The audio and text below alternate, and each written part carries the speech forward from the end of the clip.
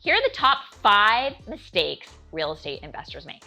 Number 1, not knowing your numbers. So when I say not knowing your numbers, it comes to, especially when you're buying your deal.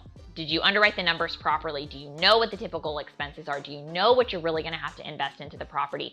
All of those things are what you need to know. And then going forward, are you watching your numbers? Are you taking a look at them? So that really kind of like every investment deal is based on numbers. And that's what I love about real estate so much, is that the numbers don't lie.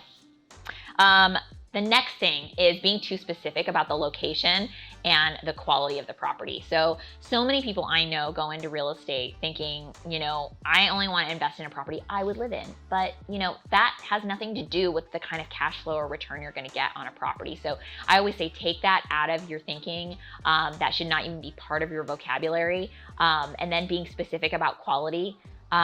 Look, you definitely want to buy in a good real estate market. You want to make sure that you're buying in the right, place in the neighborhood, but it doesn't necessarily mean that you would live there. It doesn't necessarily mean that these properties are in tip-top shape or are like luxurious or anything like that. So you really want to do your market research. And again, numbers don't lie. That's what's really great about investment real estate. You want to make sure you're investing in a neighborhood that is, improving or has potential. Or something like that, but it has nothing to do with whether or not you would live there. So number 3, not having the right management in place.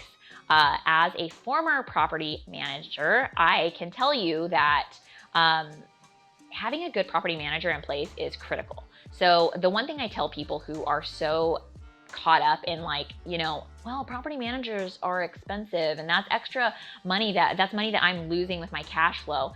Yeah, that's sort of right, but I also think that you're not valuing your time when you say that. So your time is not worth giving up, whatever, 4, 5, 6% of your rents.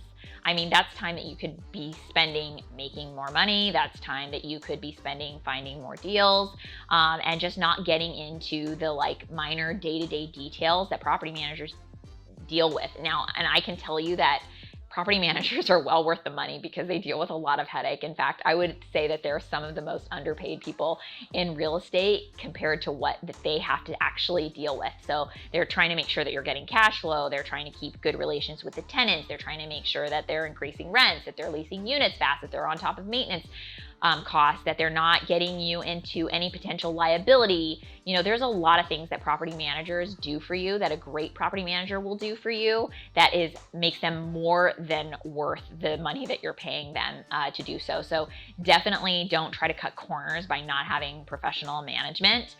It's just going to drag you down and you're going to get caught up in a lot of drama and minutia and things that you don't need to be dealing with. So the next thing is not having enough reserves. So just because you're making an investment and it's cash flowing for you doesn't necessarily mean that there's not going to be a time where you're going to need to make investments in the property. So if you are concerned with maintaining your asset, which I hope that you are, because this is where you're putting your money. You're essentially protecting your investment by maintaining and keeping up your property. So there may come a time where you're going to need to make a contribution to upgrade your property. The other thing is about having reserves is your lender is going to want you to have a reserves. So if you need to refinance or you want to buy a new property, you need to have reserves. You can't just have, bare minimums to get by on your property. A lender's going to look at that and they're going to be concerned because they know that investments, sometimes you need to invest into your investment to keep it going. So not having enough reserves is a major issue, and especially in times like these, COVID and the crazy state of things right now, lenders are looking more and more at reserves, and I would say it's more and more mandatory for you to have them because you don't know when your tenants are going to have problems and not be able to pay rent. You don't know what's going to happen, so you definitely want to have reserves to make sure that you can take care of any problems that would come up. So the last thing is listening to the wrong people.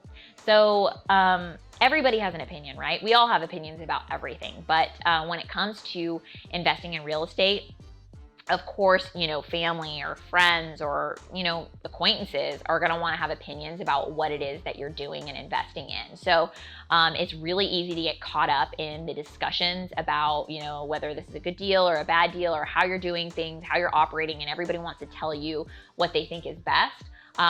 That's great, and that's okay that people share their opinions, but what I will say is that you want to listen to professionals. So, and you don't want to kind of listen to the noise of all of those people, because even though we love to give opinions about a lot of different things, doesn't mean that we are necessarily experts on those things. So you want to rely on your team. You want to rely on the research that you're doing as a landlord. You want to rely on industry professionals who are doing specifically what it is that you're doing. So let's say that, you own properties near the beach. You probably want to talk to other people who own near the beach and who know the trends. If you're, owning in C neighborhoods, you want to talk to other people who were in that area, or maybe even people who were in that area but got out of it for reasons. Like, you want to kind of hear all sides of the story from people who have been where you're at. So don't let people outside of that confuse you, and focus on the experts, just to avoid a lot of confusion and unnecessary stress and potentially bad decisions. There you have it, though. That's the 5 top mistakes I see real estate investors making today.